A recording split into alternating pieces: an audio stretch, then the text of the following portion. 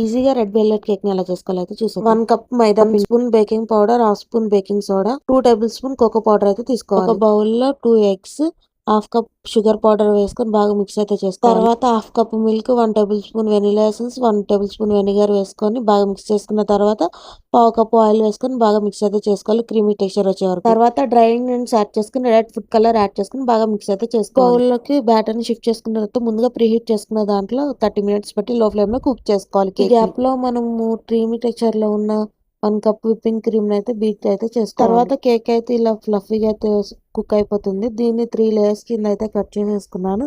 First cake చేసే దాని మీద కొంచెం క్రీమ్ అప్లై చేసుకొని దాని తర్వాత కేక్ చేసి దాని తర్వాత షుగర్ వాటర్ ఇలాగా సోక్ చేసుకోవాలి. దానిపైన క్రీమ్ అప్లై చేసి అలాగే 3 టైమ్స్ అయితే చేశాను. కేక్ ని ఒక 10 మినిట్స్ ఫ్రిడ్జ్ లో అయితే పెట్టేశాను. కేక్ డెకరేషన్ కోసం అయితే ఇలాగా క్రబ్ కోట్స్ అయితే చేసుకున్నాను. కేక్ ఫైనల్ లుక్ అయితే ఇలా వచ్చింది. అందరికి హ్యాపీ వ్యాలంటైన్స్ డే.